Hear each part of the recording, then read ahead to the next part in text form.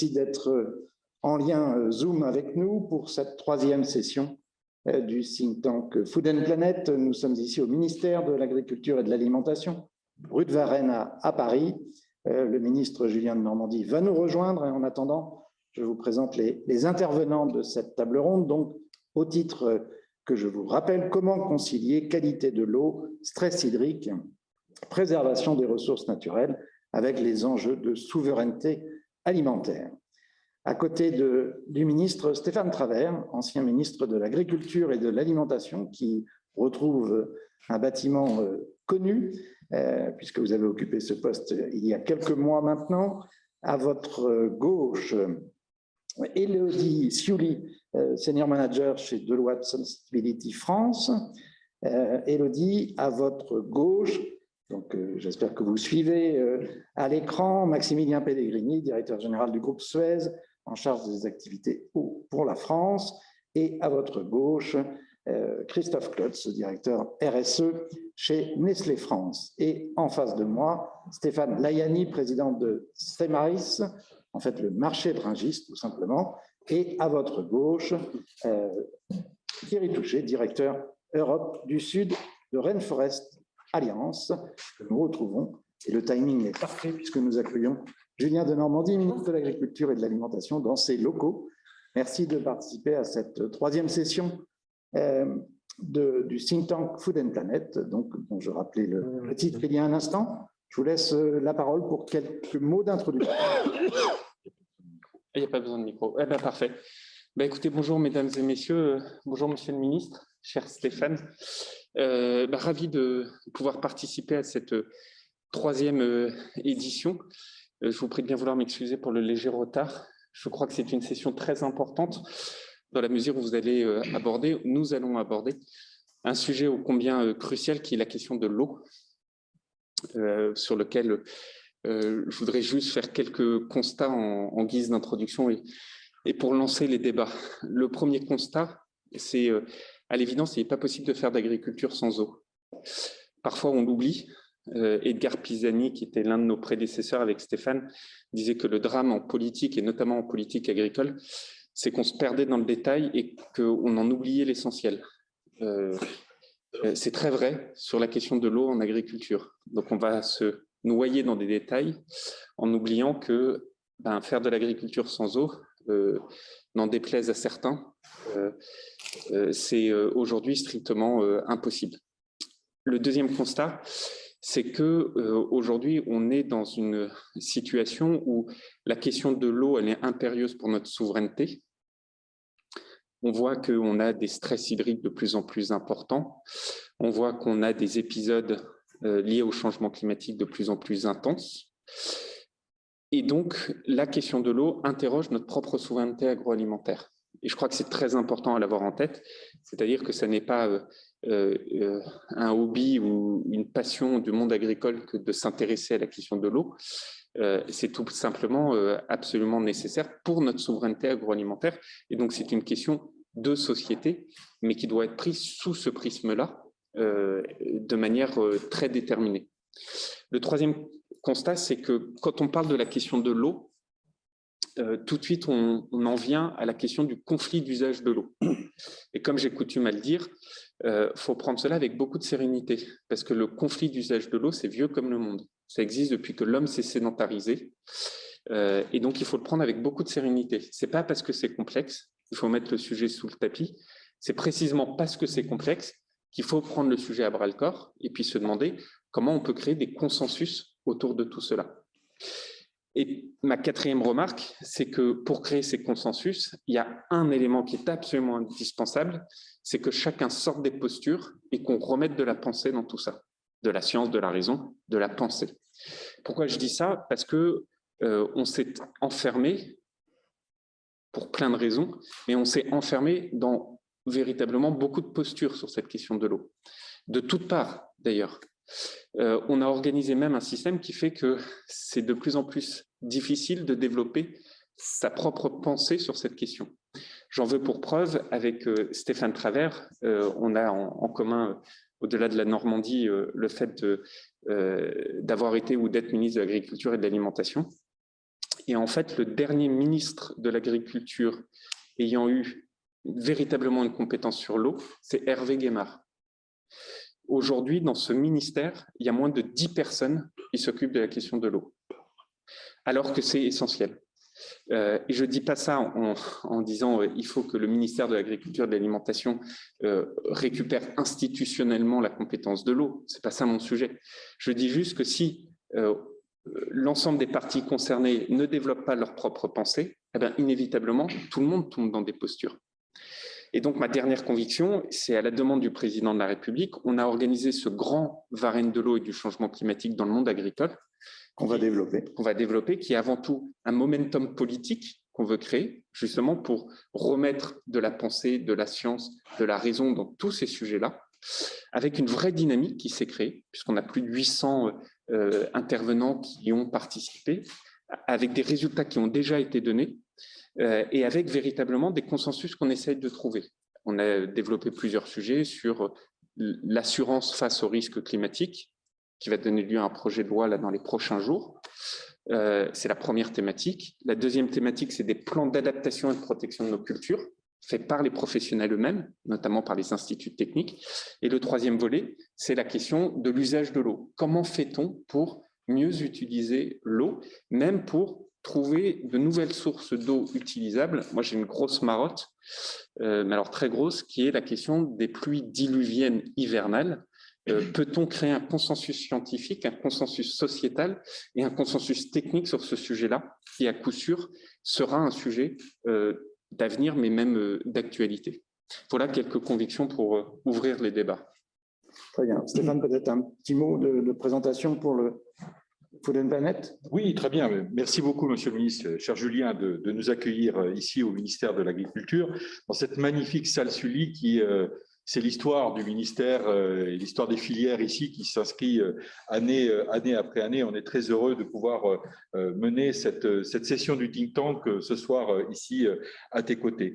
En quelques mots, avant de démarrer le sujet, le think tank Food & Planet qui nous réunit, je veux saluer d'abord Valérie Offenberg qui en est l'initiatrice bien évidemment et qui anime par ailleurs un autre think tank sur l'égalité qui connaît un grand succès.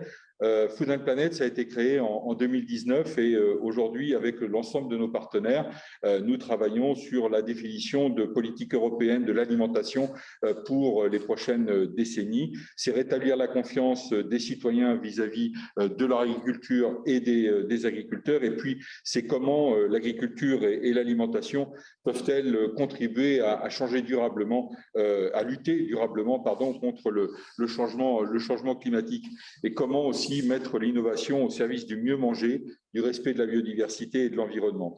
Ce think tank, il a une vocation internationale avec nos partenaires comme la FAO pour être aussi une source de réflexion lors de la présidence française de l'Union européenne qui va démarrer en janvier prochain.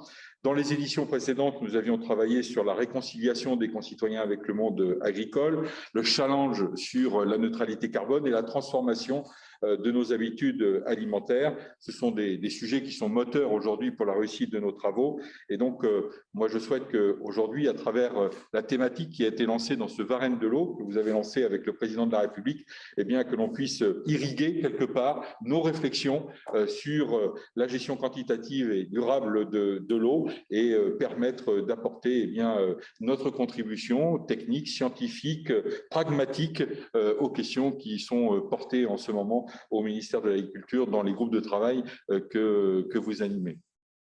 Merci beaucoup. Donc, nous sommes ensemble pour une heure à peu près.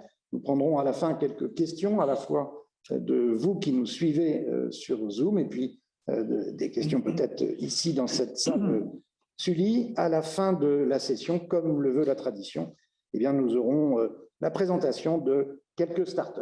2 d'entre elles nous seront présentées. Alors, nous commençons tout de suite avec vous, Julien Denormandie. Vous avez évoqué ce Varenne agricole de l'eau et du changement climatique. Est-ce que vous pouvez nous dire, il a été lancé, vous l'avez lancé, je crois, en mai dernier, quels sont les principaux enjeux à retenir de ce Varenne de l'eau? Comme je vous le disais en introduction, c'est d'abord un momentum politique, et j'insiste dessus. C'est très important parce que ce que le président de la République a souhaité et ce que je mets en œuvre, c'est avant tout de créer une dynamique avec un point de non-retour. De manière très humble, ne sachant pas où je serai après avril, il me paraît absolument impérieux que ce Varenne de l'eau et du changement climatique et cette dynamique, elles s'inscrivent sur le temps long. Et c'est très important. Une fois que j'ai dit ça, il y a 3 thématiques donc qu'on a identifiées avec une approche, une méthode qui a été très claire dès le début pour tous les participants, qui a été de dire on ne fait pas de rapport, on ne fait pas de discussion, ça n'est pas un cycle de discussion, c'est un cycle de solution. Et donc on prend des questions très précises auxquelles on apporte des réponses tout aussi précises.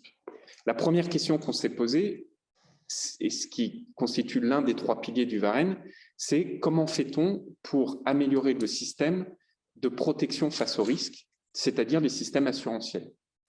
Aujourd'hui, on l'a vu avec les épisodes de gel du printemps dernier, plus grande catastrophe agronomique du début du XXIe siècle, avec les sécheresses, avec les épisodes de grêle, etc., etc., le dérèglement climatique qui est là, qui nous pose un énorme problème pour les exploitants aujourd'hui, qui pose un énorme problème au carré pour tous les jeunes agriculteurs qui veulent s'installer, qui d'abord s'endettent de plusieurs centaines de milliers d'euros et qui ne savent pas si les années suivantes, ils vont pouvoir avoir les revenus à faire.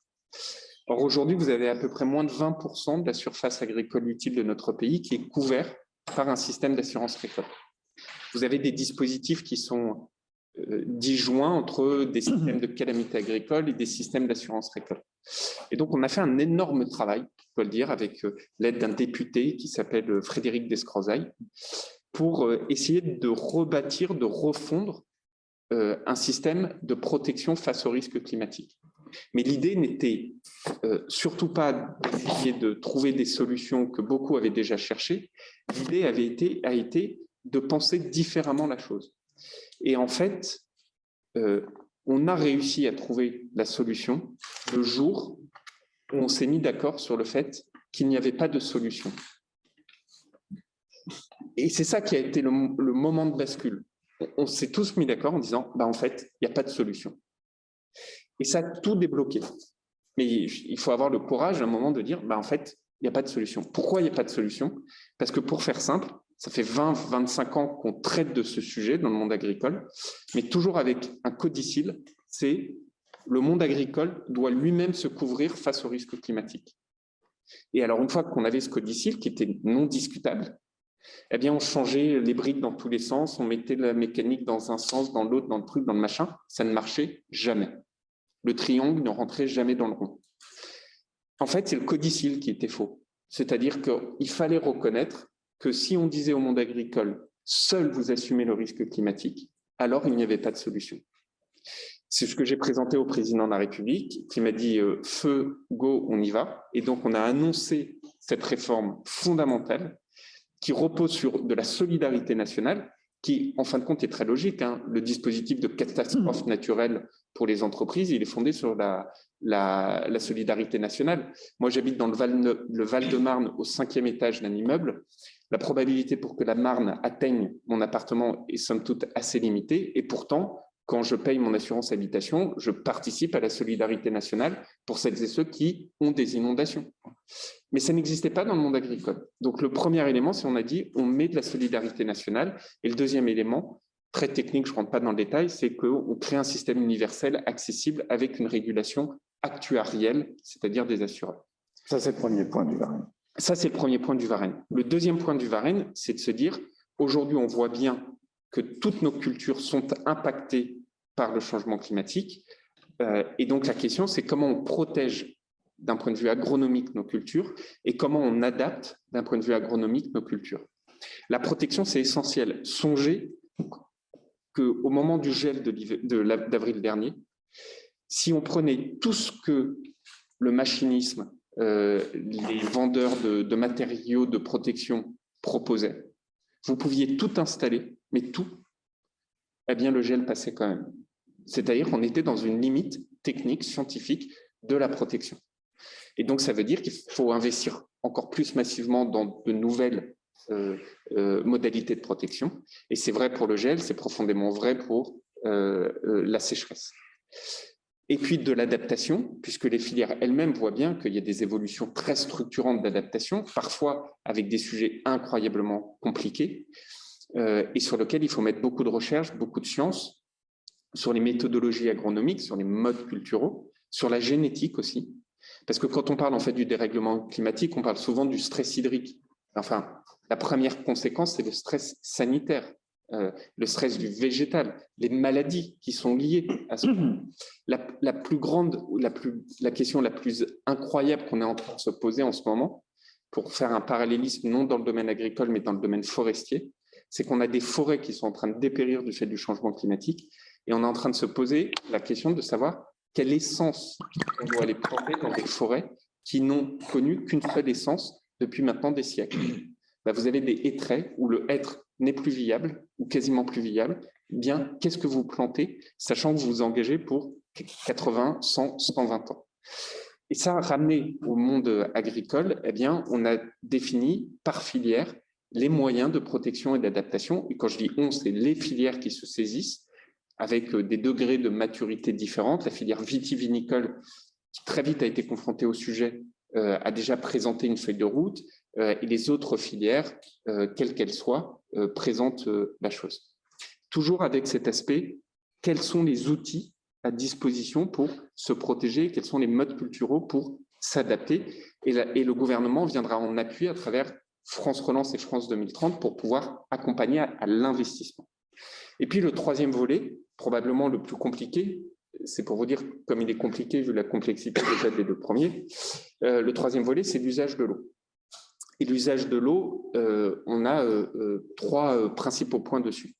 Le premier, c'est, vous savez, aujourd'hui, si on veut surpasser ou dépasser ces conflits d'usage de l'eau, il faut le faire avec méthode, de la concertation. On a un outil sur notre territoire qui s'appelle les plans PTGE, les plans territoriaux de gestion d'eau qui permettent de faire une concertation. Et c'est un très bel outil. Le problème, c'est que vous avez trop souvent des concertations qui durent 10 ans, 15 ans. Et en fait, c'est comme tout dans la vie, quand ça dure 10 ou 15 ans, c'est pas possible. Et donc, on revoit en ce moment cette méthodologie pour faire plus court. On prend ensuite la décision et une fois que la décision est prise, elle doit être respectée. Et je condamne moi très fermement, par exemple, ce qui s'est passé dans les Deux-Sèvres récemment. Le deuxième volet de cette thématique sur la gestion de l'eau, c'est une approche très terrain. C'est-à-dire qu'on a demandé à l'ensemble des agences de bassin, des préfets de bassin, on leur a dit quels sont vos 10 projets d'ici 2030, 40, 50 d'aménagement du territoire. Et là, c'est passionnant parce que vous prenez un bassin versant comme celui de la Seine, par exemple.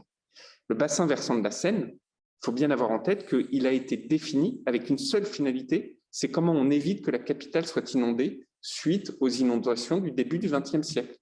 Et d'ailleurs, preuve en est, quand vous avez des crues en amont du bassin, qu'est-ce qui est inondé? Les champs agricoles. Ça n'a pas du tout été pensé dans une optique autre que de protéger la capitale. Très intéressant. Là, comment on réintroduit la pensée là-dessus? Et puis le troisième volet, vraiment qui est ma marotte, c'est comment on fait pour optimiser de nouvelles ressources en eau.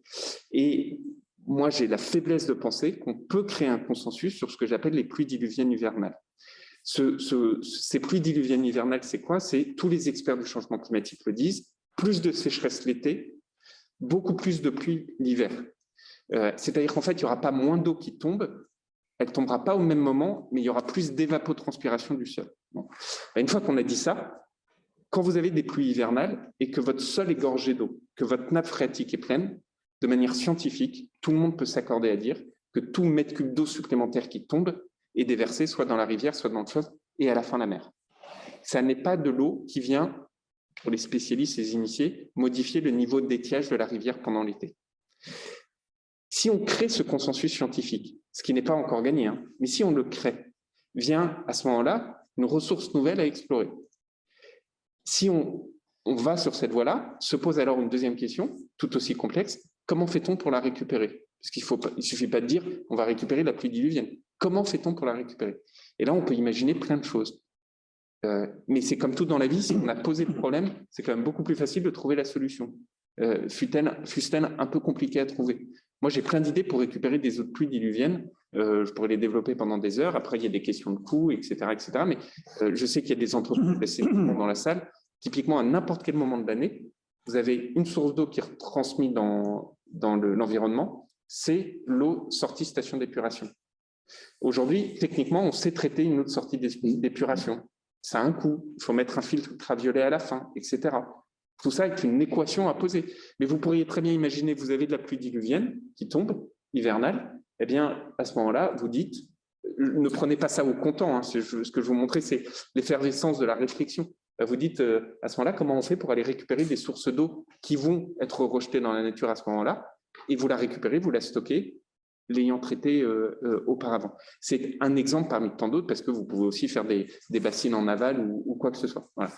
Voilà où est-ce qu'on en est dans ce Varenne. C'est absolument passionnant. On n'aura pas toutes les réponses à tout dans 4 mois, hein, à l'évidence, mais c'est cette dynamique qu'on crée, et vraiment avec un objectif de trouver des solutions.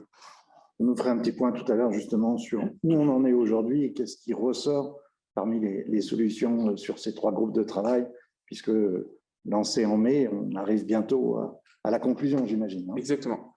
Stéphane Travers, l'eau, on le voit, est un sujet majeur, tout comme la souveraineté alimentaire. Comment on peut concilier les deux? Quel regard vous portez?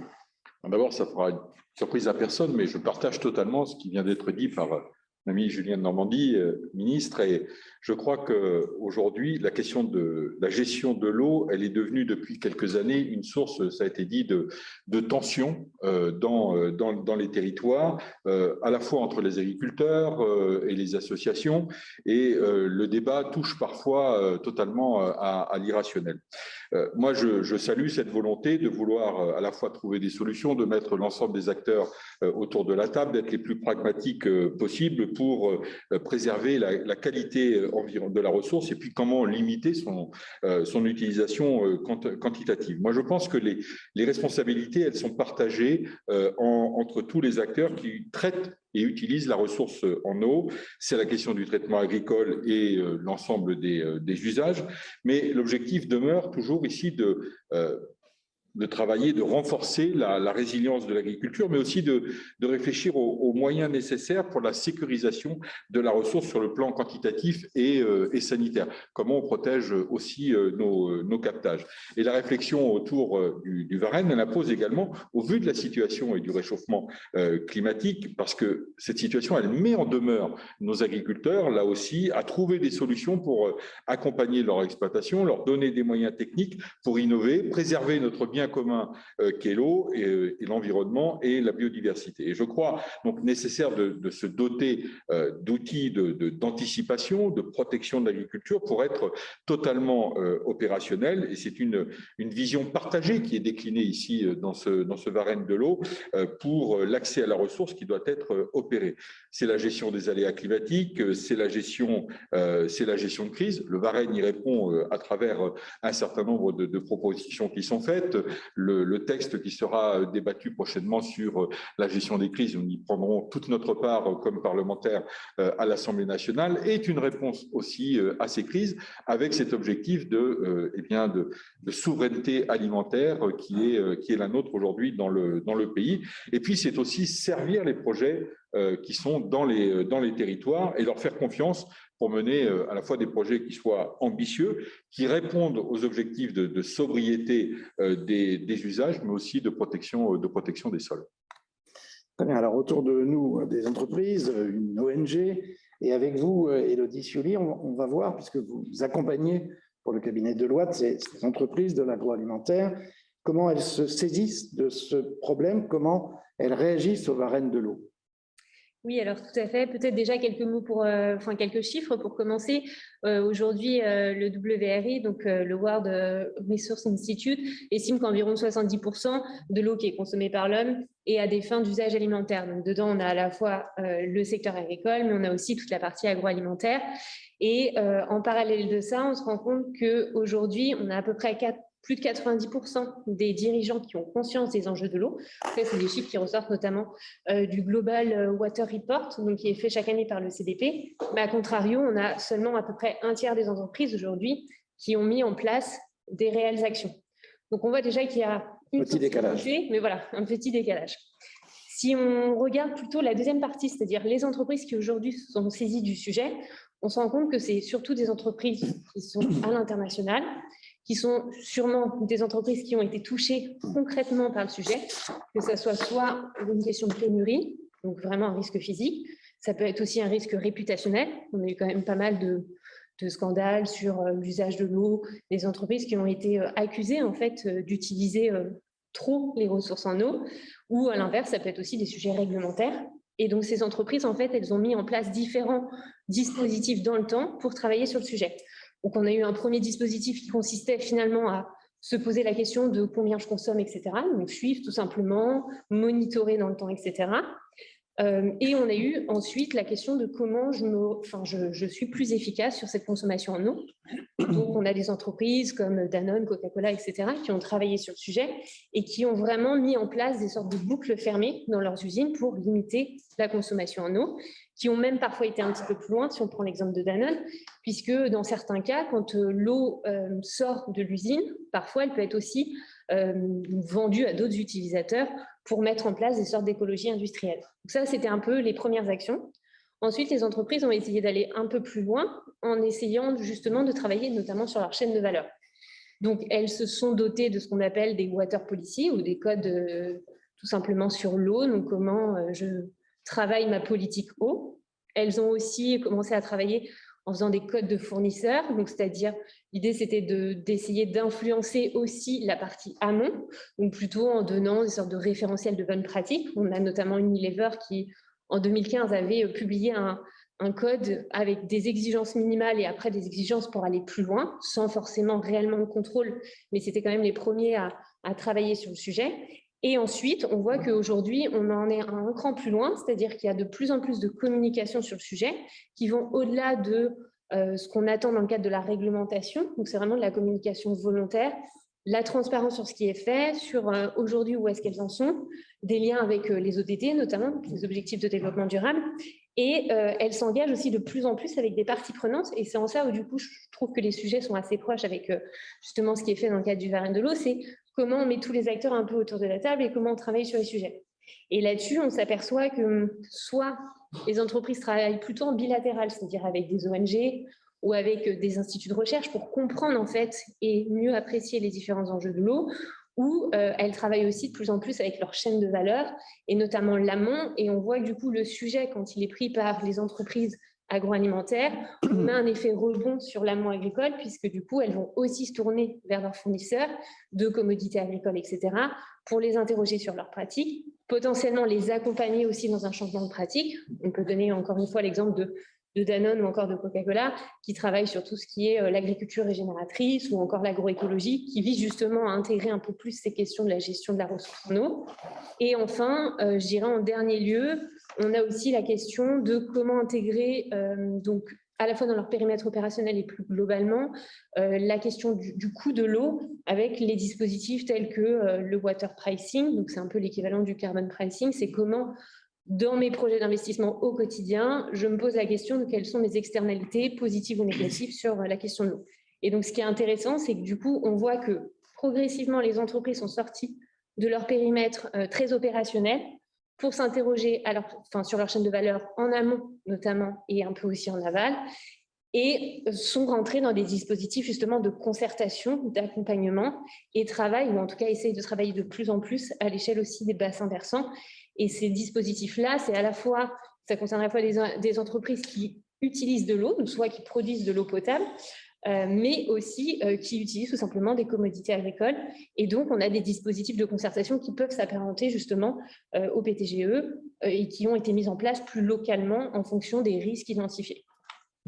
Donc, on dit, c'est des rencontres entre l'industriel, le monde agricole, etc.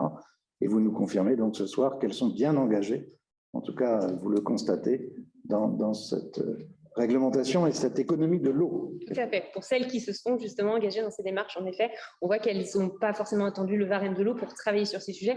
Et du coup, c'est à ce niveau-là qu'il peut y avoir potentiellement une synergie, dans le sens où elles ont un peu tout travaillé de leur côté et que ça peut peut-être leur donner plus de clés et des outils pour aller plus loin sur le sujet. Très bien. Christopher Claude, je me disais, vous êtes directeur RSE chez Nestlé. Alors, on parlera du volet agricole, mais on va tout de suite commencer, puisqu'on peut faire ainsi la transition avec l'industriel que vous êtes.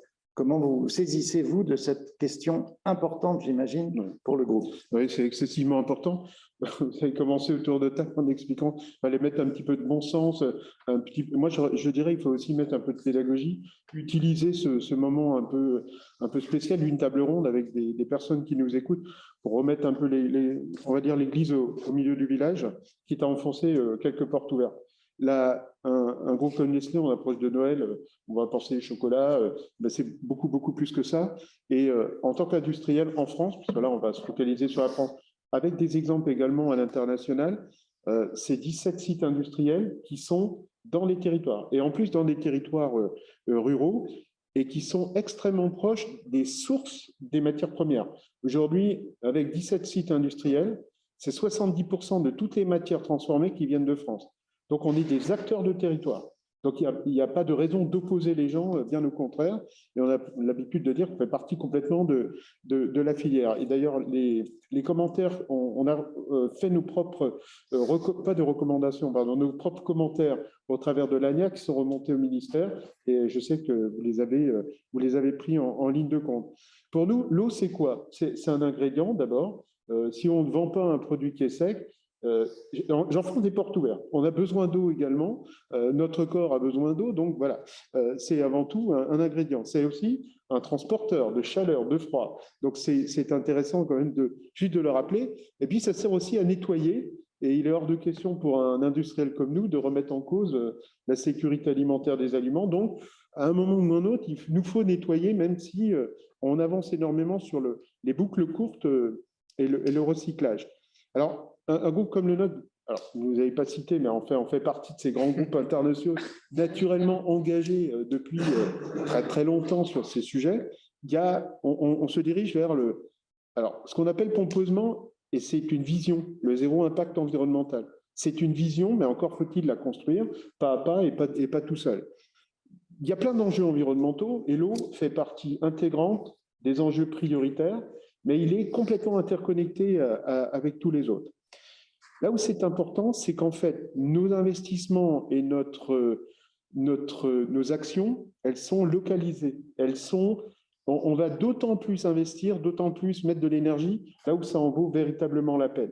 Et c'est là où, d'un pays à l'autre, d'un continent à l'autre, on ne va pas avoir la même force de frappe quelque part. On ne va pas dérouler la feuille de route de la même manière. Alors, au niveau européen, vous nous avez demandé quelques chiffres. Alors, c'est 17 usines en France, on est beaucoup plus en Europe. Aujourd'hui, en l'espace de 2 ans, c'est des chiffres quand même assez imposants. C'est 1,7 million de mètres cubes qui viennent en déduction de nos consommations. Alors, c'est un gros chiffre, ça ne veut pas dire grand-chose. Ce qui est plus intéressant, c'est de leur amener un ratio à la tonne ou au kilo de matière produite.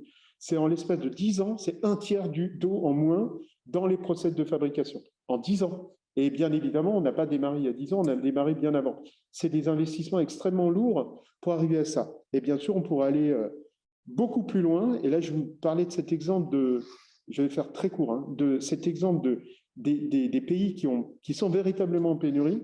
Et l'exemple qu'on aime bien citer parce que c'est normal, prenez le Mexique, tout le monde imagine bien que le Mexique, ce n'est pas la France, il y a moins d'eau. Et donc, on a développé là-bas il y a 8 ans une usine Zero Aqua, donc il n'y a pas d'eau. Nous n'utilisons plus d'eau du tout. Et c'est une usine de déshydratation de lait, donc forcément, il y a pas mal d'eau. Encore faut-il mettre tout ce qu'il faut comme investissement là-dedans. Et les chiffres sont très impressionnants parce que c'est par jour, c'est 1600 mètres cubes économisés par jour.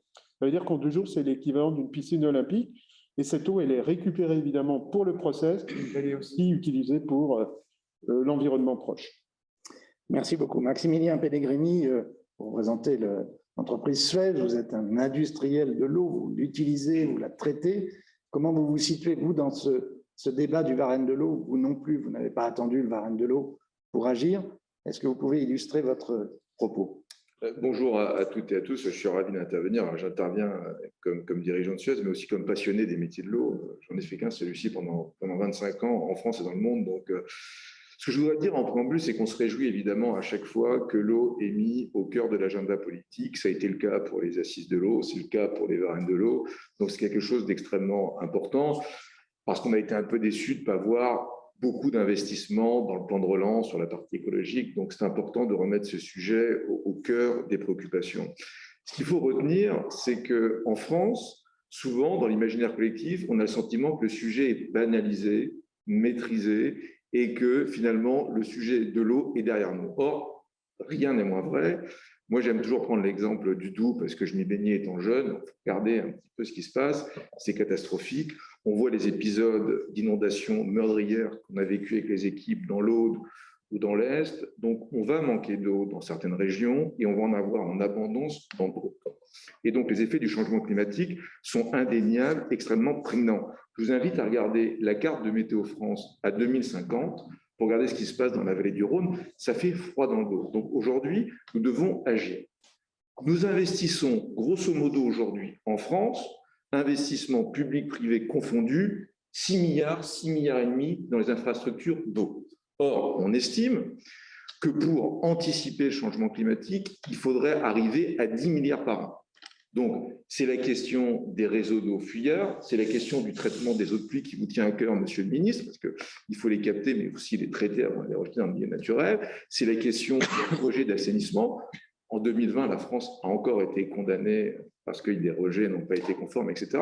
Donc, pour passer de 6 à 10 milliards, il faut à un moment donné aborder la question épineuse du tarif de l'eau. Et aujourd'hui, tout ne peut pas se faire en subvention. Et les Français, on a fait un baromètre, les entreprises de l'eau ont fait un baromètre très peu de temps, sont extrêmement conscients de l'impact de l'eau dans le changement climatique. 8 Français sur 10 estiment qu'effectivement, c'est un sujet qui est au cœur du changement climatique. En revanche, quand il s'agit d'osser le tarif de l'eau, évidemment, tout le monde pense que l'eau est trop chère. Et donc ça, c'est un enjeu majeur parce qu'il va falloir que collectivement, nous portions des investissements et il faut passer d'une logique d'atténuation à une logique d'adaptation. Donc il faut que ce prix soit soutenable pour les populations, mais pour aussi l'ensemble des acteurs. Alors, je n'ai pas envie d'être pessimiste, j'ai plutôt envie d'apporter des solutions. Alors, à chacun ses marottes autour de la table. Moi, je crois qu'il y a une solution que nous devons collectivement développée, qui est au cœur des varennes de l'eau, c'est la réutilisation des eaux usées. Il fut un temps où, pour traiter de l'eau, on consommait des ressources. Il fallait de l'énergie, des produits chimiques, et puis on rejetait l'eau au milieu naturel. Aujourd'hui, grâce aux technologies et cette eau usée, on fabrique des ressources pour le territoire. Donc, en digérant des boues de stations d'épuration, on produit l'énergie. On arrive même à récupérer du phosphore pour en faire de l'engrais biologique. L'eau réutilisée des stations d'épuration aujourd'hui est un sujet qui n'avance pas. On réutilise en France aujourd'hui 0,8% de l'eau réutilisée. En Espagne, nous sommes à 14% et en Italie à 8%. Donc, les tomates que nous mangeons en France, quand elles viennent d'Espagne ou d'Italie, en général, elles sont irriguées par de l'eau réutilisée. Nous avons une référence extrêmement importante à Milan. Nous irriguons avec de l'eau réutilisée 22 000 hectares de terres maraîchères. Maïs, riz, tomates. Et c'est des solutions qui sont complètement soutenables et je crois que nous devons collectivement progresser. Je pense aussi que nous devons faire un effort, vous l'avez dit, monsieur le ministre, et je suis complètement d'accord, pour récupérer, collecter ces pluies hivernales, peut-être même les réinjecter dans les nappes qui sont aujourd'hui à des niveaux extrêmement bas, parce que quand on parle du problème de la quantité d'eau, son corollaire, c'est la qualité, parce qu'évidemment, c'est facile à comprendre, quand l'étiage des fleuves est très bas ou quand les nappes sont très basses, la problématique de la concentration se multiplie, ce qui nous oblige à intensifier les problèmes de technologie. Donc, les solutions existent et nous devons les mettre en œuvre avec des gouvernances, et c'est le deuxième axe de développement, avec des gouvernances qui sont toujours localisées. Il y a une chose qui caractérise l'eau dans le monde, c'est que c'est toujours une ressource locale. On ne peut pas traiter les sujets d'eau de Normandie avec un prisme marseillais ou du Pays basque. Donc, c'est des ressources locales qui doivent mettre en cohérence, en union, en concertation, toutes les parties prenantes du territoire, le monde agricole bien sûr, le monde industriel qui a besoin d'eau et les populations en concertation. Moi, je crois profondément à l'outil que vous avez mentionné, qui est la gestion territoriale de l'eau. Néanmoins, il faut que collectivement, j'en termine, je ne serai pas très long, que nous nous posions sur les modèles économiques qui sont soutenables, à la fois pour les populations, à la fois pour le monde agricole et pour les industriels, parce que l'eau a un prix, et je ne suis pas dans une logique mercantile, j'espère que vous me comprenez bien, mais son traitement, son investissement est absolument nécessaire aujourd'hui pour qu'on s'inscrive sur un pas de temps long. Ce qui est d'ailleurs le drame des problématiques d'eau, c'est que quand on agit mal, on le retrouve au bout du compte dans 20, 30, 40 ans. Donc, il faut s'inscrire sur un pas de temps long. C'est un pacte intergénérationnel. En tout cas, l'eau unie doit unir autour des problématiques du monde agricole, des mondes industriels et des collectivités qui font face aussi, on le sait bien, à des environnements économiques et sociaux extrêmement compliqués. Donc, en tout cas, les professionnels et passionnés que nous sommes là pour apporter des solutions et faire partie de cette équation en tant que solution. Merci beaucoup, Maximilien Pellegrini. Vous avez abordé le problème des pays d'Europe du Sud. Je me tourne vers vous, Thierry Touché. Vous êtes directeur, justement, Europe du Sud de Rainforest Alliance. Quelques mots sur cette ONG dont l'objectif est de préserver la biodiversité et la durabilité. Comment, justement, ces problèmes de la préservation de l'eau sont pris en compte chez vous? Merci. Bonjour, mesdames, messieurs. Bonjour, monsieur le ministre. Merci de nous accueillir. Rainforest Alliance, en effet, est une organisation à but non lucratif qui se situe à l'intersection de l'agriculture, de l'agro-industrie et des forêts. Et notre objectif est de protéger la nature, d'une part, mais aussi d'avoir des impacts positifs sur la qualité de vie des humains, des planteurs, et d'améliorer leurs conditions de vie, aussi bien au niveau rémunérateur qu'au niveau de la qualité de vie qui passe aussi. On est dans l'agriculture et l'eau, mais ces gens-là, dans les pays où on travaille, sont les pays tropicaux, souvent n'ont pas accès à l'eau. Donc il y a aussi une question d'accès à l'eau de la personne. Ce n'est pas la souveraineté alimentaire, mais c'est une qualité de vie et d'hygiène. Et donc, on travaille, comme je l'ai dit, sur les filières que l'on appelle en général les fruits tropicaux. Donc, par rapport à la France et à la souveraineté alimentaire de la France, on est un peu hors jeu. Cependant, les Français boivent du café, boivent du thé, mangent des bananes, des mangues et des avocats. Et tout ça, ce sont des produits donc, qui entrent dans notre travail de certification de filière. Et on a donc cet aspect de certification, et je vais revenir sur l'eau dans la certification, mais on a aussi un aspect de travail sur des zones, des écosystèmes, des approches territoriales inclusives sur de la gestion de territoires. Et ça recoupe très certainement les territoires qui ont été mentionnés pour la France.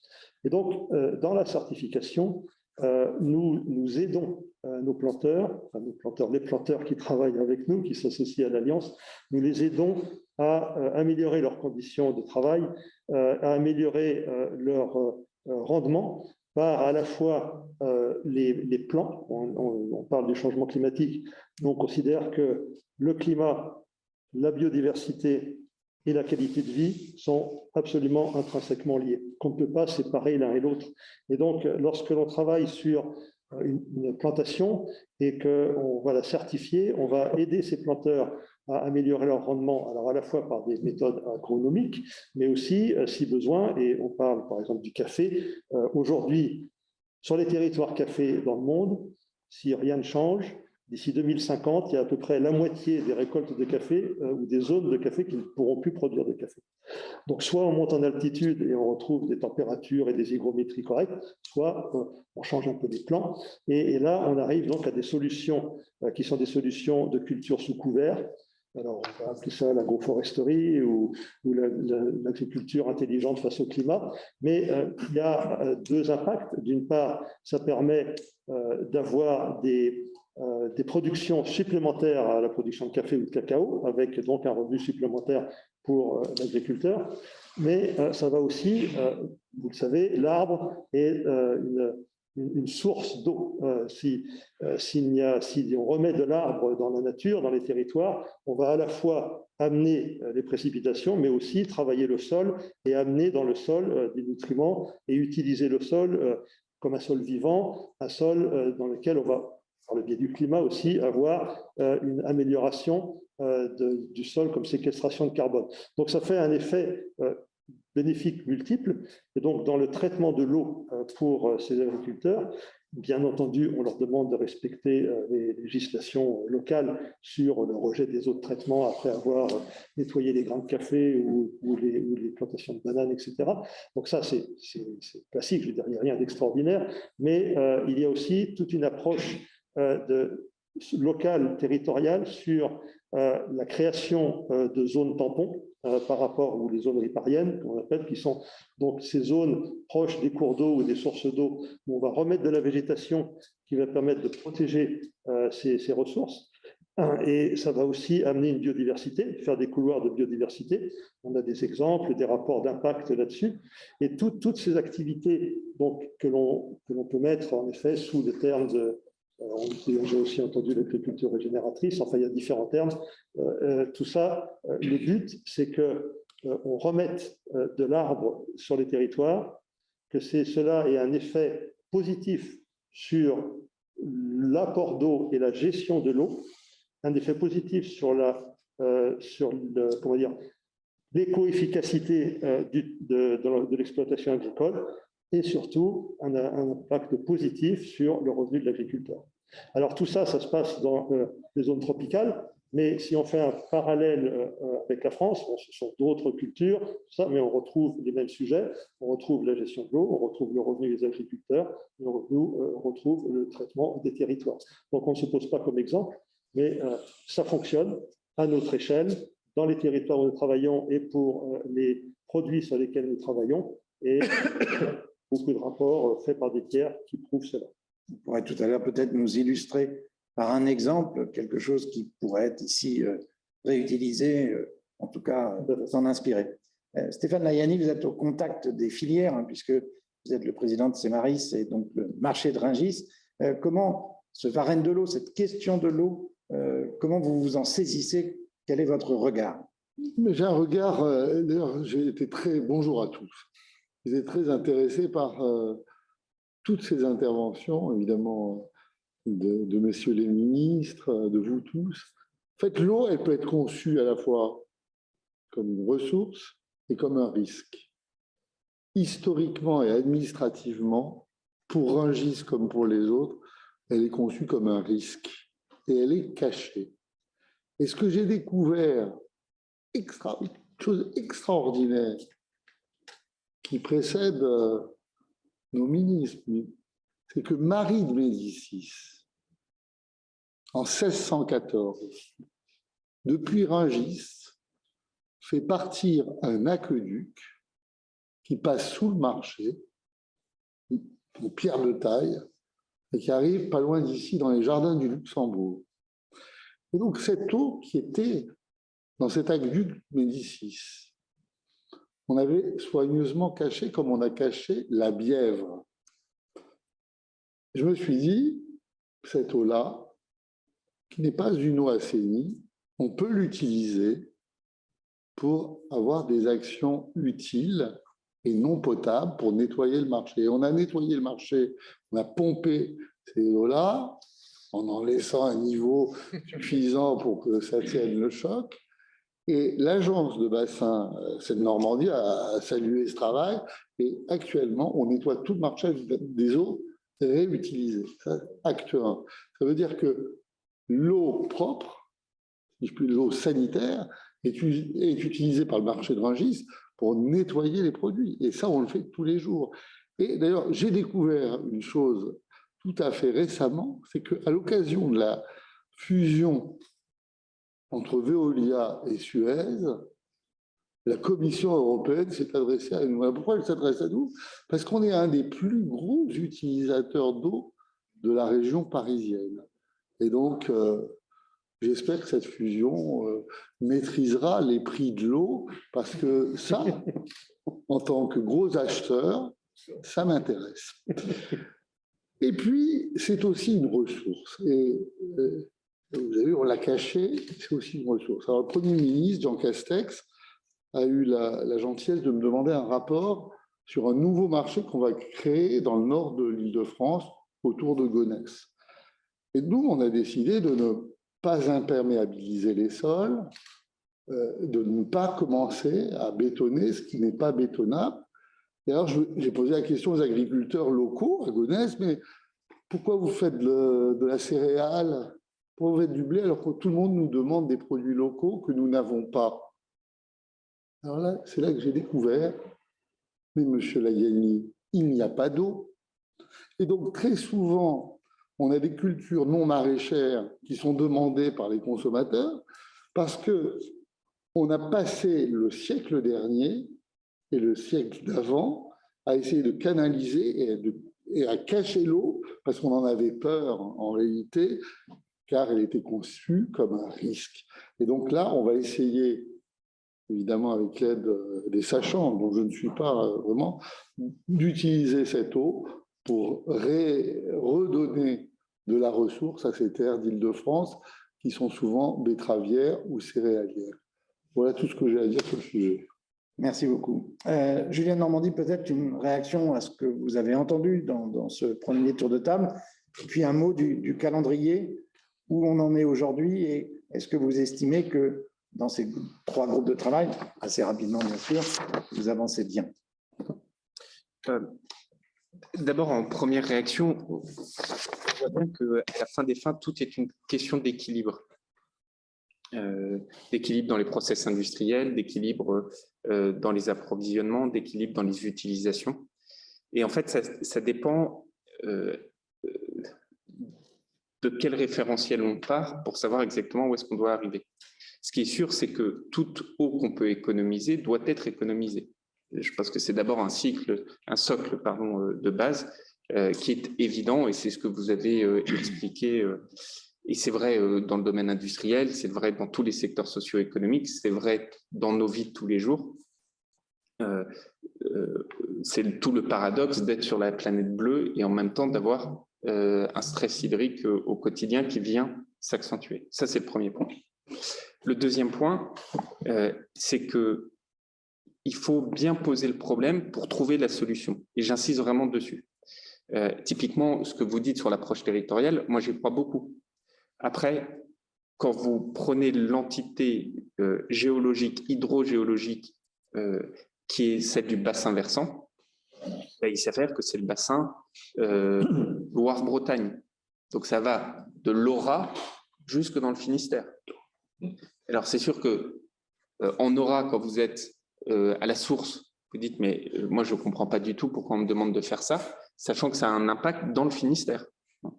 Mais ça, c'est ni vous ni moi qui le décidons. Après, nous, on a organisé les systèmes, c'est très ancien d'ailleurs, mais c'est une réalité hydrogéologique. De la même manière, quand je reprends sur les questions de posture, et c'est pour ça que les questions de réutilisation d'eau, les questions de pluie diluvienne sont si importantes pour moi, il y a souvent 2 débats, et je vous remercie vraiment de ce que vous avez dit au titre de Rainforest, parce que vous avez ce discours équilibré.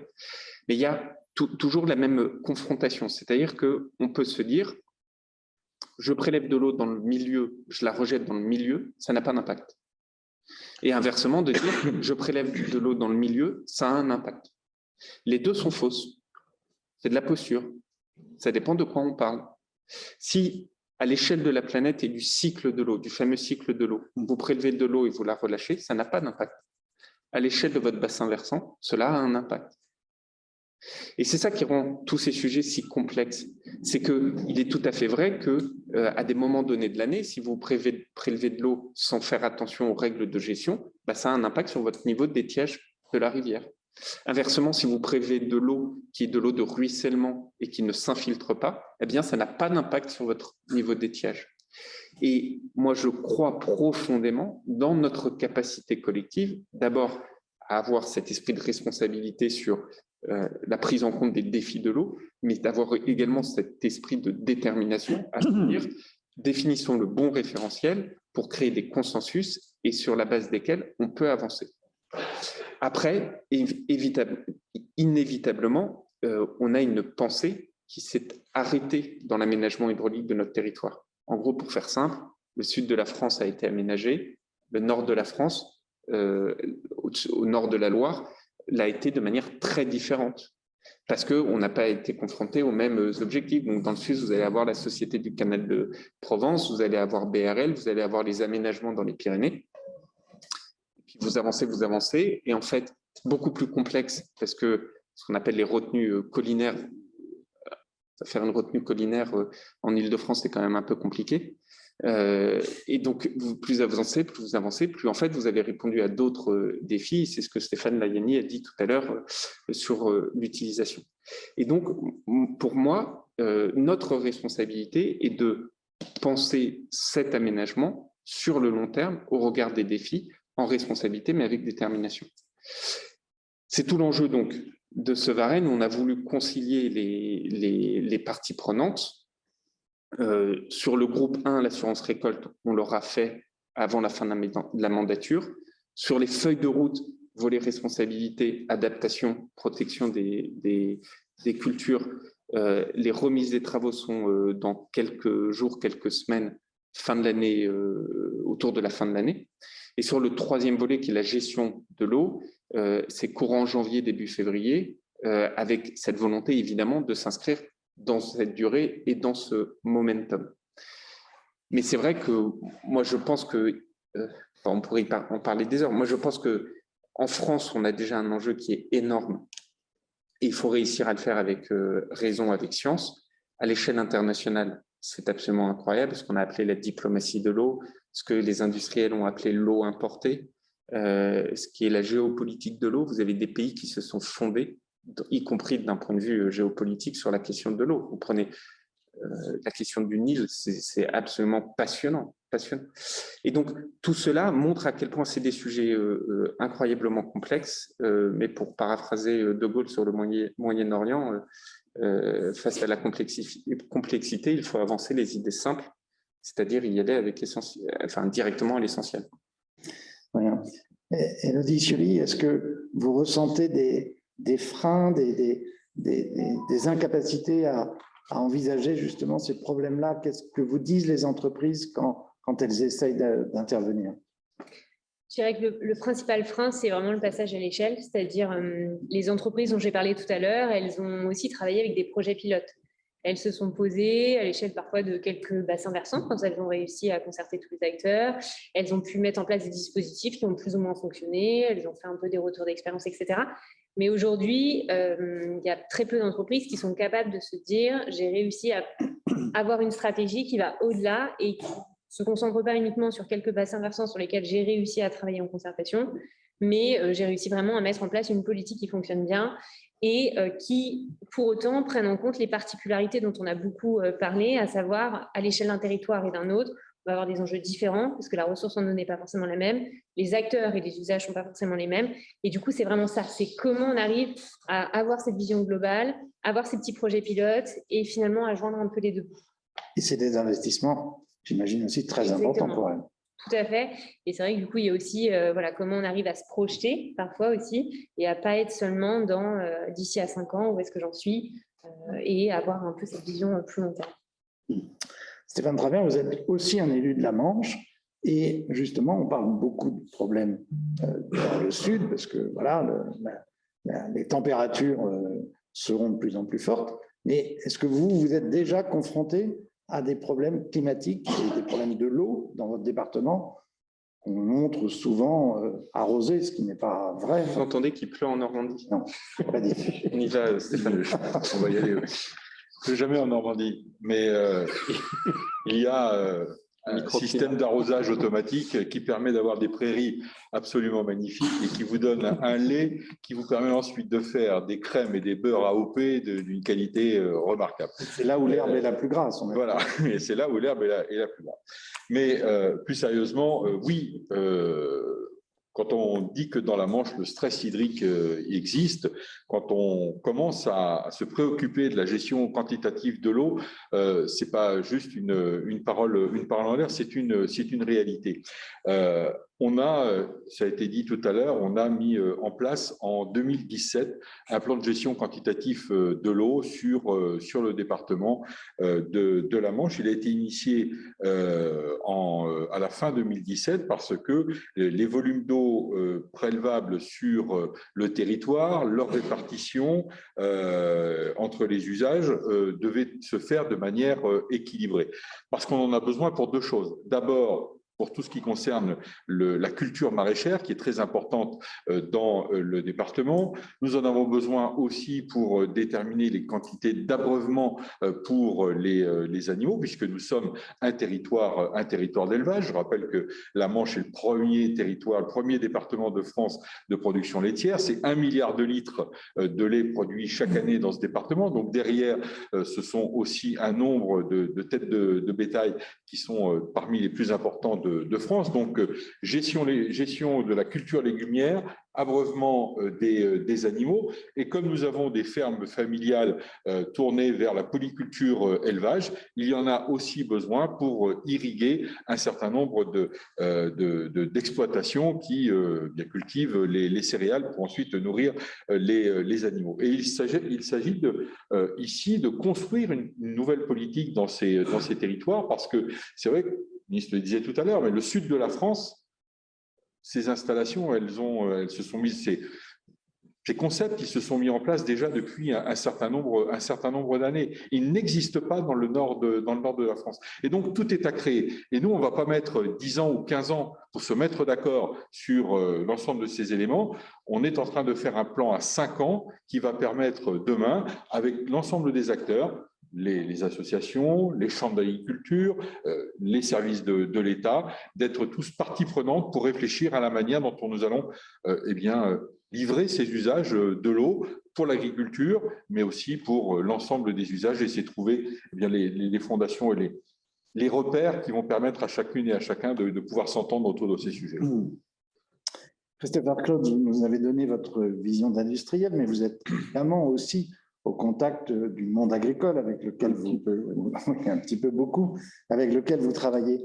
Comment vous leur faites passer le message que vous économisez l'eau, que eux doivent le faire aussi?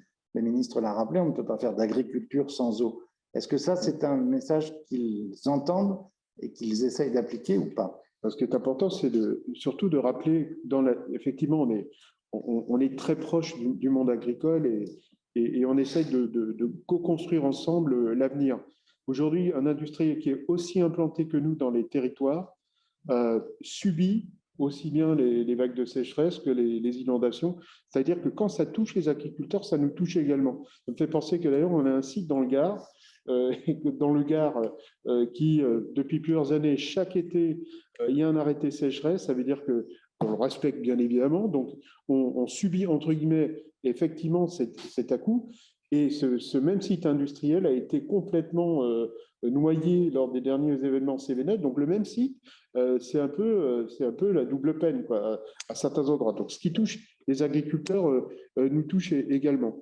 Par contre, moi, ce que je voudrais dire, parce qu'il faut reprendre un petit peu de hauteur, on pourrait très bien se dire, si demain on a un climat qui se détracte, on va peut-être produire moins. Ce n'est pas du tout notre vision, pas du tout. C'est-à-dire qu'à un moment, on soutient complètement cette idée d'une agriculture en France qui se maintient à un fort niveau de rendement. Et alors, ça ne va pas se faire sans innovation, sans révolution. C'est évident. Il en va de la souveraineté alimentaire de la France, auquel on est très attaché en tant que groupe industriel, mais également de nos approvisionnements. Comment on va faire aujourd'hui et surtout demain pour approvisionner nos sites industriels? Si on commence à avoir des soucis, on va peut-être penser, ce qu'il vaut mieux de ne pas déplacer notre outil. C'est absolument pas comme ça qu'on pense. C'est pas du tout comme ça que nous réfléchissons. Alors, la solution, elle est évidemment, quand on parle d'agriculture, d'abord chez les agriculteurs. C'est important de leur... Et c'est d'autant plus important de les aider à avancer, de les accompagner en leur disant, regardez, on est là et c'est nous qui allons transformer vos produits, qu'on a un problème de renouvellement de génération qui est extrêmement fort et il y a cette notion de confiance. Vous voyez, la confiance, on n'est plus sur l'environnement, on est sur autre chose, comme disait Thierry Toucher, on est sur un aspect plus social, sociétal, mais qu'il faut prendre en ligne de compte. Donc, c'est très important de leur dire la solution, elle est beaucoup chez eux. Et il y a une opportunité aujourd'hui fantastique. L'enjeu prioritaire, c'est le changement climatique aujourd'hui. Il faut qu'on l'adresse. On parle de l'eau, tout est lié. Mais il y a une des grandes solutions, c'est l'agriculture régénératrice. C'est comme ça que nous l'appelons. On ne va pas rentrer évidemment dans le détail technique, mais bien fait, cette agriculture, elle permet au sol de stocker beaucoup plus d'eau. Et donc, c'est une externalité positive, alors qu'au démarrage, l'idée, c'est vraiment de stocker plus de carbone et d'adresser la question du climat, mais ne pas voir l'impact positif sur je veux dire, le rapport à l'eau, ce serait dommage, auquel on peut associer, Thierry Tuchet en parlait aussi, l'agroforesterie, auquel on croit énormément, parce que l'ombrage permet aussi moins d'évaporation. Vous parliez de la Manche, et au-delà d'une certaine température, de voir ça doit être 24 degrés, l'herbe ne pousse plus, vous mettez de l'ombrage, il y a plus d'herbe, donc vous apportez naturellement du fourrage à vos animaux. Et tout ça parce que vous apportez de l'ombrage. Donc, c'est quand même des solutions basées sur la nature auxquelles il faut penser. Voilà. Donc, encore une fois, on peut aller beaucoup plus loin. Les techniques aujourd'hui nous permettraient de faire beaucoup, beaucoup plus. Ça peut coûter extrêmement cher. Le goutte à goutte, par exemple, pourrait permettre énormément de choses.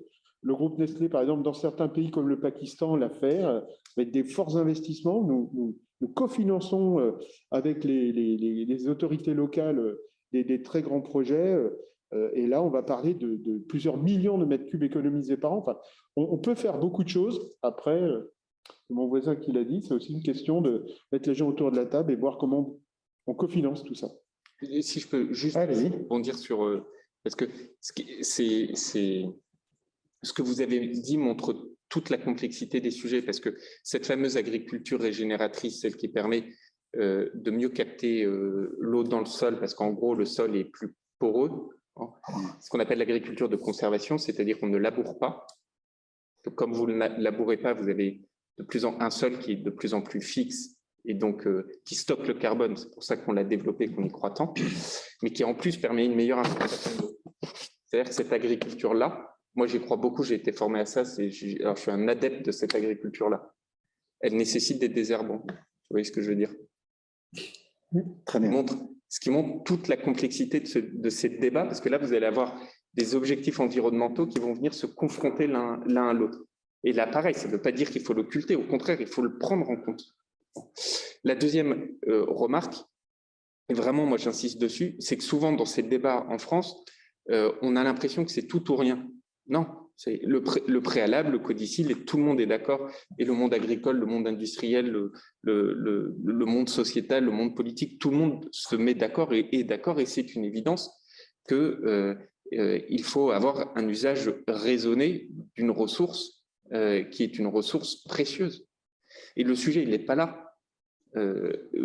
Quand vous allez sur un système d'irrigation dans un champ, en fait, la réalité, c'est que l'agriculteur, il sait l'été exactement la quantité d'eau qu'il va mettre parce qu'il a calculé au printemps combien de millimètres d'eau était tombé sur les parcelles. Parce que le temps de l'infiltration, et ça, on développe énormément, il y a des modèles, etc. Mais en fait, vous avez toute une cinétique entre votre eau qui tombe, qui descend, qui atteint les racines, qui, le temps de descente, se retrouvera à un moment qui fait que vous allez irriguer plus ou moins un pas de temps après. Ce que je veux dire par là, c'est que c'est une utilisation qui est très réfléchie. Donc, ça n'est pas blanc ou noir. La question n'est pas de se dire on ouvre les vannes et on utilise comme ça. Non, ce n'est pas du tout ça le sujet. C'est on est tous d'accord pour dire qu'il y a une utilisation réfléchie, mais deux, en dépit de cette utilisation réfléchie, il n'en reste pas moins que le défi est tel qu'il faut absolument trouver des nouvelles solutions. Absolument. Et c'est là où il y a cet équilibre à trouver. Alors, la grande difficulté des débats de société, c'est que c'est binaire, c'est 0 ou 1, c'est pour ou contre, c'est super ou pas bien, c'est vivant ou pas vivant. Ben non, en fait, la nature, c'est carrément plus compliqué que ça, ce qu'en fait sa beauté, et ça nécessite de rentrer dans ces détails et d'avoir une réflexion complexe. Mais moi, je trouve que dans un débat de société, y compris dans un débat politique, appréhender la complexité des choses, c'est plutôt à mettre au crédit de la grandeur de ces débats que tomber dans la facilité de... On ne gérera pas la question de l'eau à coup de tweets dans notre pays. Voilà. Alors, l'heure tourne et on va prendre deux petites questions qui nous arrivent. Et simplement, on va peut-être faire le tour de table maintenant de vos propositions concrètes pour agir. Est-ce que chacun y a pensé? Qui commence? Moi, j'ai commencé. Allez-y. Alors, moi, je suis comme, Proposition concrète. Hein. oui, moi, je suis comme le ministre, vers l'Orient compliqué, j'avance avec des idées simples. Et je trouve que l'administration de l'eau est très compliquée en France. Est-ce que vous allez vers une simplification, monsieur le ministre? Parce que je me rappelle d'une séance de signature avec l'agence de l'eau de Seine-Normandie, et il y avait, allez, au moins 80 signataires du truc, et je me suis dit, ça, c'est une usine à gaz. Et la deuxième proposition... Ah non, une. Parce que déjà, on déborde. Bon. La simplification... Et après, la proposition émane de quelqu'un qui est en train de détourner des réseaux d'eau du XVIIe siècle sous le manteau et dont personne n'est au courant. Ça reste entre nous. Ça reste entre nous, bien évidemment. Emilien Pellegrini, une proposition concrète, rapidement. Je vais prendre le temps, après le débat, de rassurer M. Lanani sur les capacités de Suez à continuer à accompagner les collectivités territoriales en France. On fait depuis 1880, comptez sur nous pour continuer, puisqu'on va conserver l'intégralité de nos activités en France et 2 milliards d'actifs à l'international. Sur les propositions concrètes, moi, je pense qu'à l'heure de l'économie circulaire, où les Français comprennent le recyclage et la revalorisation des déchets, je pense que ce serait de bon ton d'imposer un peu de réutilisation dans les eaux usées. Très bien. Élodie? Il y a déjà beaucoup de choses qui ont été dites, mais peut-être pour compléter, je dirais, on l'a vu tout à l'heure, hein, mais il y a encore beaucoup justement d'acteurs qui ne se sont pas saisis du sujet. Et je pense que pour nous, le premier pas, c'est de commencer par faire un diagnostic et se poser les questions aujourd'hui et revenir à des choses très simples, mais combien je consomme, qu'est-ce que je rejette en termes de quantité et de qualité, et derrière, quels sont mes enjeux avant de se poser la question de comment je travaille dessus. Christopher Klotz? Oh, moi, j'ai un rêve, c'est faire ensemble de plus en plus. Alors, c'est peut-être un peu personnel, ouais, mais quand on a la difficulté à mettre autour de la table associations, collectivités, citoyens, consommateurs, entreprises, ONG, etc. Et il y a des super initiatives en France. C'est des best practices, il faudrait les monter en épingle, il faudrait les montrer, et puis ouais, rassembler de plus en plus de personnes autour de beaux projets, et chaque fois localisés. Stéphane Travers? Je redire ce que j'ai toujours dit, c'est-à-dire que là où c'est possible, pouvoir installer des bassines parce qu'on utilise l'eau des pluies diluviennes.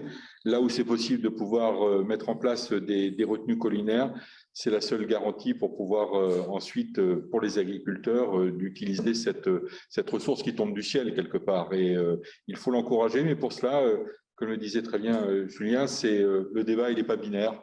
Il faut se mettre autour de la table, réfléchir et regarder d'un peu plus loin que des points dogmatiques qui peuvent circuler un peu partout, comme on le constate malheureusement très souvent. Thierry Touché? C'est pas une proposition, c'est plutôt, je souhaiterais qu'il y ait un véritable engagement. Parce qu'on entend parler d'engagement à 2025, à 2030, voire 2050. Et on a connu d'autres engagements précédents dans tout point de vue, hein, que ce soit la biodiversité à Ichy ou dans le domaine de l'agriculture, et qui ne sont pas tenus. Or, aujourd'hui, on a l'agriculture régénératrice, donc conservation de l'eau. OK, soit les entreprises qui s'engagent là-dessus, les gouvernements qui s'engagent là-dessus, tenez vos promesses et on fera le point en 2025, en 2030. Il faut que ça soit tenu, sinon c'est un problème qui nous tombera vraiment à tous dessus, et deux, une perte de confiance du citoyen et du consommateur envers les engagements des entreprises ou des gouvernements. Julien de Normandie, une proposition concrète, vous aussi? Eh ben, je vais prendre le sujet de très très haut. Pour moi, c'est redonner de la valeur à notre alimentation. Parce qu'en fait, c'est la clé de tout. À partir du moment où en fait, notre société a aujourd'hui une caractéristique de plus en plus forte, c'est que l'alimentation a perdu sa valeur nutritionnelle. Et d'ailleurs, la question de l'eau sur la valeur nutritionnelle est ô combien importante. La valeur environnementale, vous parliez des coûts, des investissements, etc. Demain, on peut installer et investir des gouttes à gouttes partout. Je veux dire, techniquement, il n'y a aucun sujet. Est-ce qu'ensuite, en tant que consommateur, on est prêt à payer plus cher pour faire en sorte que ces investissements ont été mis en œuvre? Aujourd'hui, on importe des fruits et légumes souvent moins chers parce qu'avec des pratiques ou des politiques de l'eau qui sont incroyablement différentes de la nôtre. Et puis enfin, la valeur économique. Et donc, tout ça, pour moi, est absolument essentiel, c'est redonner de la valeur alimentaire à l'ensemble de nos productions, que ce soit la saisonnalité, que ce soit leur caractère nutritif, que ce soit leur caractère environnemental ou économique. Et dès lors qu'on se dit cette alimentation retrouve cette valeur-là, on reprend en fait le sujet par le bon bout, à l'évidence. Alors, on a deux questions qui nous arrivent. Un agriculteur, viticulteur, a priori, de 33 ans, qui a vu en l'espace de 10 ans le climat changer radicalement. Ses vignes meurent, il n'y a plus de biodiversité dans les campagnes, dit-il. Les cours d'eau en hiver sont secs. Les échanges, nous dit-il, sont intéressants, mais sur le terrain, rien ne se passe. Est-ce qu'on peut le rassurer? Oui, on œuvre, on n'est pas rentré dans les détails, mais on œuvre massivement pour, sur les sujets d'assurance récolte, c'est en cours et ça va être adopté, sur les volets de protection et d'adaptation avant même le Varenne. Dans le cadre du plan de relance, on a investi plus de 200 millions d'euros, je dis bien 200 millions d'euros, pour financer les équipements, pour financer la protection. C'est des milliers de dossiers qui ont déjà été financés, validés, etc. Et même sur la composition d'infrastructures, ce ministère, ces 12 derniers mois, a investi plus de 30 millions d'euros dans des infrastructures et des ouvrages d'eau, de captation, de stockage, parfois y compris parce que certains acteurs qui avaient dit qu'ils y allaient se sont au final désistés, et peut-être aussi parfois par manque de courage localement. Et donc oui, on avance massivement.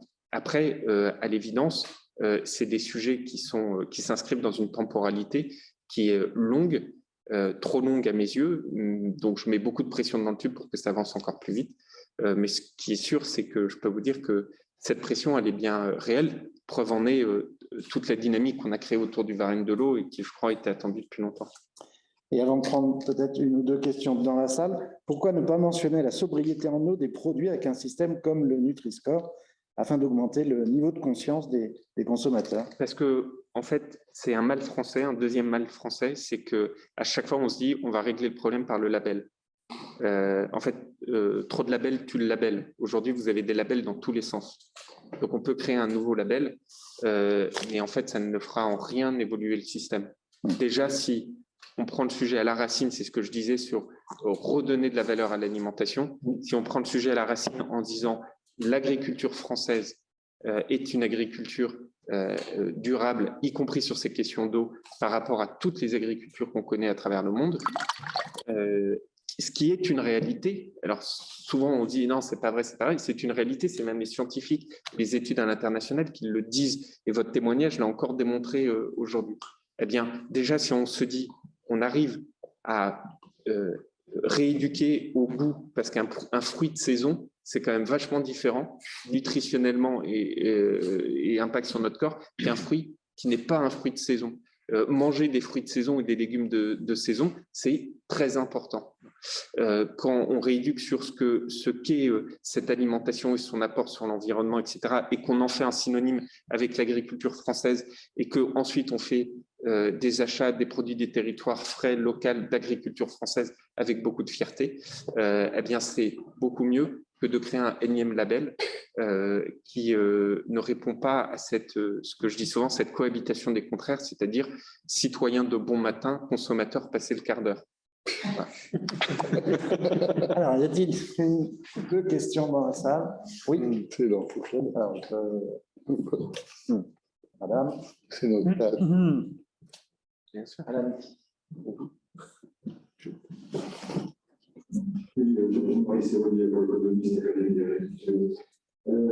Si je synthétise abusivement, vous avez dit la ressource, ça se gère sur les territoires, l'adaptation, ça se gère dans les filières, un peu vite, mais c'est un peu ça. À un moment donné, ça se rencontre, ça se croise, c'est compliqué. C'est compliqué de croiser des verticales et de l'horizontale. Donc, nos différentes interventions les uns et les autres, la question qu'on peut résumer sur la question de la gouvernance est apparue partout, avec des questions en plus d'échelles différentes. Et je crois aussi que ces solutions localisées sur la question de l'eau On les retrouve sur la question alimentaire avec des PAT, des programmes d'alimentation territoriale. On va les retrouver sur les solutions d'agroécologie qui sont de plus en plus situées dans la localité. Et comment vous voyez-vous la modernisation de cette gouvernance locale, territoriale, qui à l'évidence est aujourd'hui calée sur des échelons administratifs ou des échelons qui datent, vous l'avez expliqué concernant qu'on appelait avant les agences financières de bassin, les agences de bassin, et comment vous voyez la modernisation efficace de cette gouvernance en associant les parties locales, les parties prenantes au plus près du local. On va juste prendre une autre question, madame. Voilà, le temps de nettoyer le micro. Rien à voir, c'est difficile de faire une réponse qui serait là, Gonzalez Syngenta. Alors, nous, en tant que des intrants agricoles, on fait pencher nos équipes de recherche sur l'équation bien posée qu'on maintient un haut niveau de rendement pour la souveraineté alimentaire qui puisse augmenter sur la ressource naturelle en préservant. Et il commence à sortir des protections des plantes qui répondent de mieux en mieux aux exigences de qualité, des variétés, qui sont au rendement, etc. Ce qu'on se donne de plus en plus, c'est en fait que la réglementation n'a pas évolué au même rythme que l'innovation. Et aujourd'hui, homologuer un biocontrôle, c'est compliqué, c'est long. Alors, une variété issue d'NBT, on ne pas, c'est impossible. Donc, et pourtant, c'est deux leviers pour répondre à cette équation. La question, c'est qu'est-ce qu'on pourrait mettre en œuvre et qu'est-ce qu'on peut mettre en œuvre pour accélérer l'arrivée de ces innovations sur le marché. Je vais commencer par la deuxième et je viendrai sur la gouvernance après. Sur la deuxième, c'est le diable se niche dans les détails. C'est-à-dire que oui, on a des sujets d'homologation, par exemple sur le biocontrôle, indéniablement. D'ailleurs, on renforce les moyens donnés aux agences d'homologation, notamment à l'ANSES, dans le nouveau projet de loi de finances. On a un entre-deux qui est l'INAO également, alors là qui dépend du ministère, mais qui a sa propre gouvernance, parce qu'on se retrouve aussi confronté typiquement dans le domaine du vin. Aujourd'hui, on a déjà trouvé des cépages, dans le domaine vitivinicole, on a déjà trouvé des cépages résistants à beaucoup de maladies sanitaires, mais si ces cépages ne rentrent pas dans les classifications INAO, eh bien, ça ne peut marcher in fine. Donc, c'est le deuxième axe sur lequel on doit renforcer et accélérer, parce que là, vous avez une temporalité. De manière générale, quand la temporalité de la certification est plus longue que la temporalité de la recherche, c'est que le truc ne tourne pas complètement rond et qu'on a une marge de manœuvre et de progrès qui est certaine.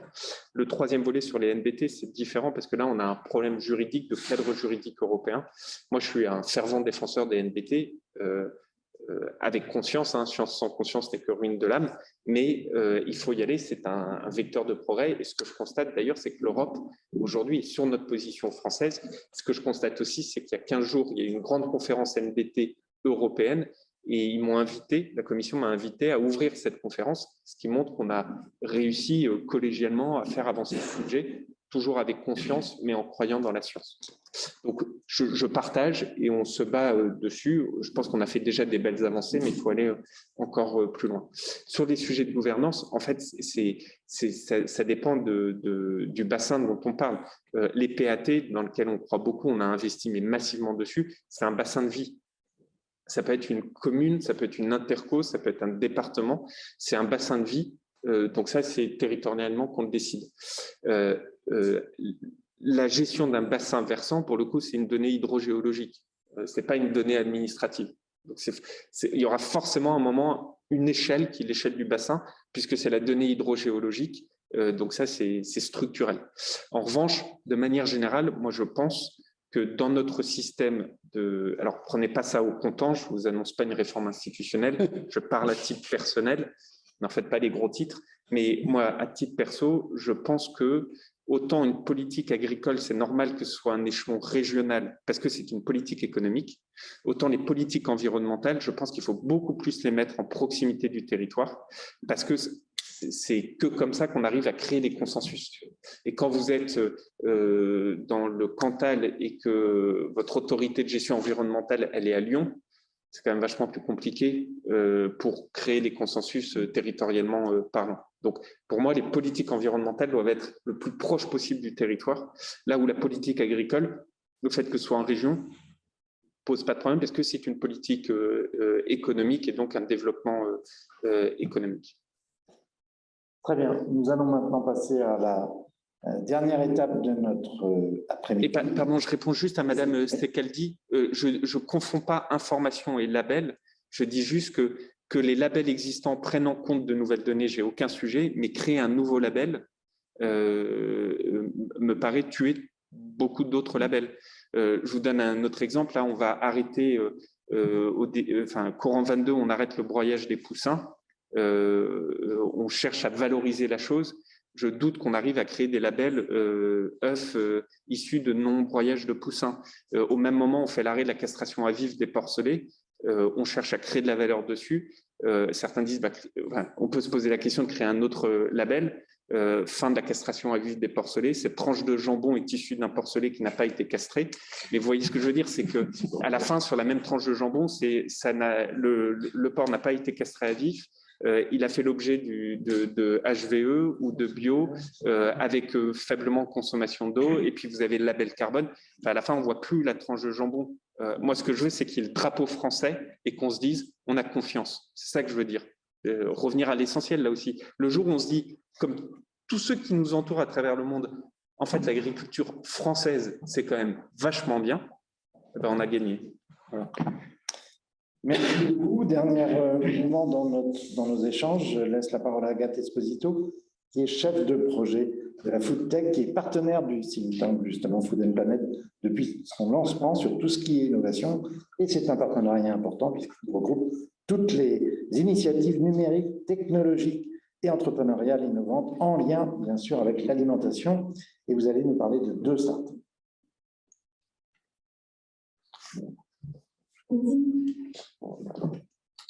Bonjour à toutes et à tous. Merci au think tank de m'avoir invité ce soir.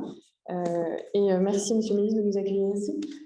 Le think tank Food and Planet a pour mission de répondre aux grands enjeux alimentaires en mettant autour de la table tous les acteurs de l'alimentation. Et c'est précisément aussi notre mission quotidienne à la Food Tech. Et c'est pourquoi nous nous sommes rapprochés du think tank et nous sommes là aujourd'hui.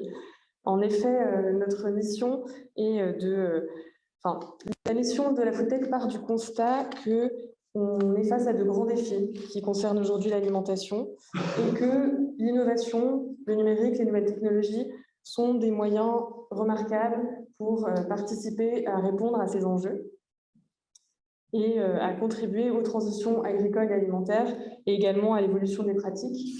C'est ainsi que le réseau Food Tech a émergé, avec pour mission de valoriser et d'accompagner le développement des initiatives et des solutions innovantes de la fourche à la fourchette, donc sur toute la chaîne de valeur de l'alimentation.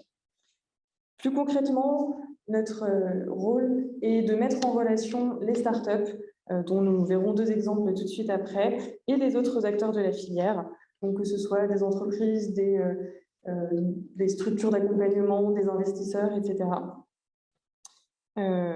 Qu'on peut voir sur le visuel, sur la présentation. Et nous sommes un réseau national, donc avec un certain nombre de représentants dans toutes les régions de France afin de mailler au mieux le territoire national.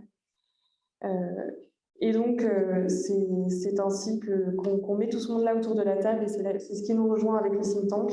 Et je vais tout de suite passer la parole aux startups puisqu'en fait, le think tank nous invite afin d'illustrer le débat et de l'ouvrir également afin de aussi poursuivre notre mission de valorisation des initiatives, présenter des startups innovantes. Donc, je vais accueillir dans un premier temps Ludovic Vincent, qui est cofondateur et CEO de la startup de dépollution des sols par les plantes qui s'appelle Biomédé. Et ensuite, nous donnerons la parole à Marie Lauzet, qui est directrice du pôle grande consommation de la startup, ou plutôt de la scale-up Phoenix anti-gaspillage. Merci. Bonjour, messieurs les ministres, bonjour à tous. Je suis le cofondateur de Biomed, une lutte agriculture innovante. Et notre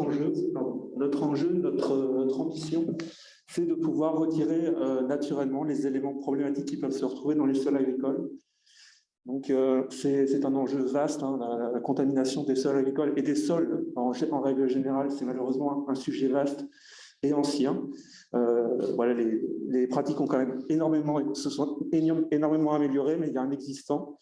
Et l'idée, c'est de pouvoir retirer naturellement ces éléments qui peuvent nuire à la biodiversité, nuire également à l'infiltration de l'eau, à la vie microbienne des sols, en utilisant des plantes appelées phytoextractrices, c'est-à-dire qui naturellement vont récupérer avec leurs racines ces éléments des sols, et en retirant les plantes, du coup, retirer ces éléments. Donc, il y a une partie donc, dépollution et une partie revalorisation sur certains métaux extraits. Donc, on peut revaloriser par exemple le cuivre qu'on va récupérer avec ces plantes et réutiliser ensuite ce cuivre, soit dans des filières qui sont intéressées par du cuivre issu du végétal, ou également on est en train de voir par rapport à du biocontrôle avec ces plantes extractrices. Donc, il y a 3 parties. Une partie pour laquelle on est top 500 World Tech de cartographie rayon X des sols agricoles pour savoir où sont présents ces éléments. Une partie traitement avec la fourniture de semences adaptées, une partie revalorisation donc avec les éléments qu'on va retirer et revaloriser par rapport à ces plantes. Donc là, le principe de la phytoextraction, c'est très simple. Hein. C'est avec leurs racines, les plantes vont récupérer les métaux, les accumuler dans leur partie aérienne, et en retirant ces plantes, du coup, on retire ces éléments. Et donc, on travaille avec une des plus grandes collections de plantes au monde en France, qui s'appelle la collection Bonaparte. On est en train de voir avec d'autres collections en Europe et dans le monde pour identifier des plantes d'intérêt ayant ces capacités d'extraction. Et il y a une partie également sélection, amélioration de ces plantes par rapport à l'hyperaccumulation. Voilà. Écoutez, je vous remercie. Vous avez combien d'employés aujourd'hui? On est 11 maintenant. Super. Ah, bravo.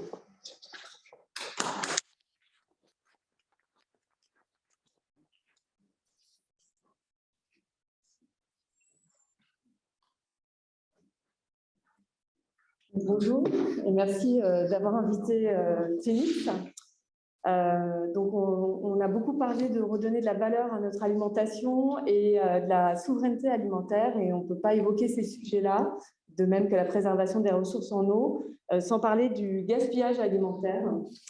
Alors pourquoi le gaspillage alimentaire c'est important? Déjà parce qu'un chiffre qui est assez frappant, c'est qu'1 tiers de ce qui est produit finit à la poubelle, donc est soit jeté, soit gaspillé.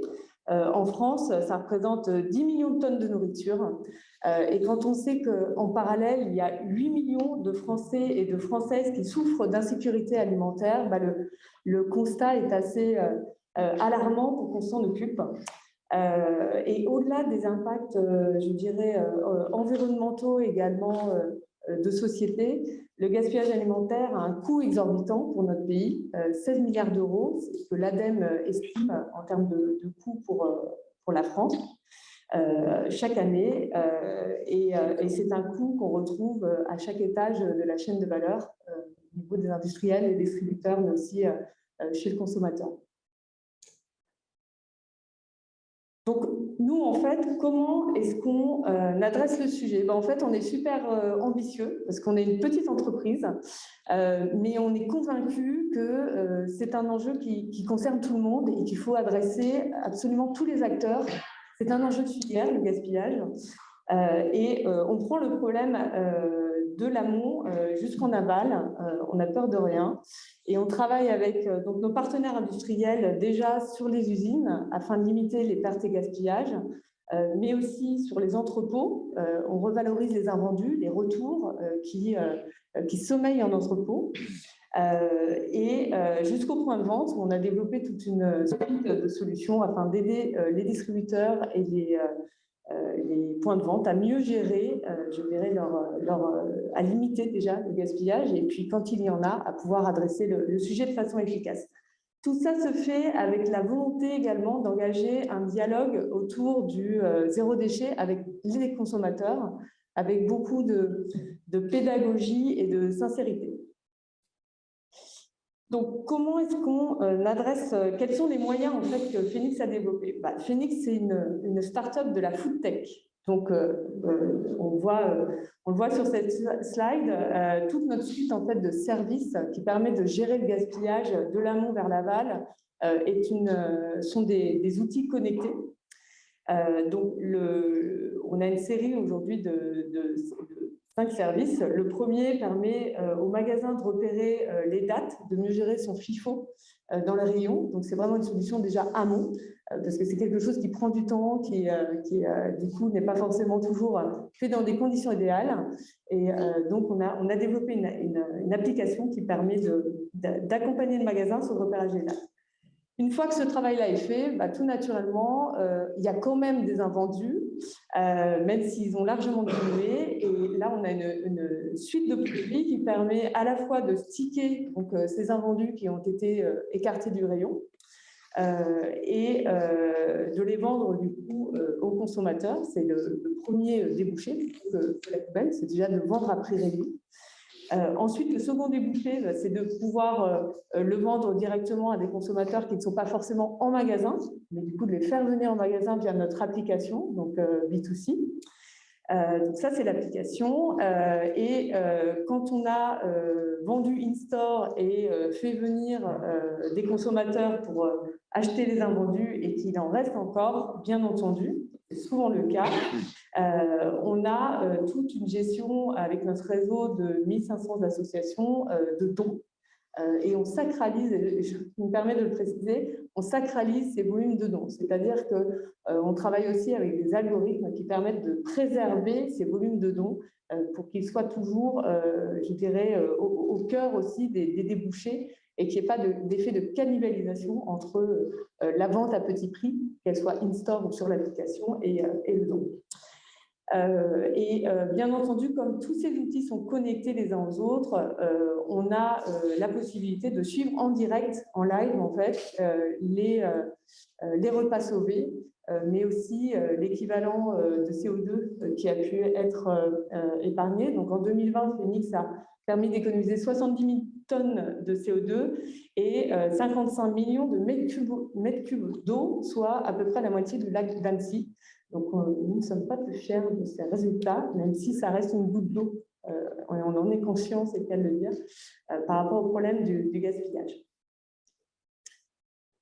Donc, Phoenix, en 2 mots et pour conclure, donc aujourd'hui, on est présent dans 5 pays, France, Belgique, Italie, Espagne, Portugal, bientôt en Allemagne et aux Pays-Bas, dès 2022. On a 250 collaborateurs très engagés et 2,7 millions d'utilisateurs sur notre application. Et nous sommes une entreprise labellisée ESUS, donc entreprise engagée au niveau social enfin, on fait partie de l'écosystème économique et social et nous sommes certifiés B Corp. Bravo.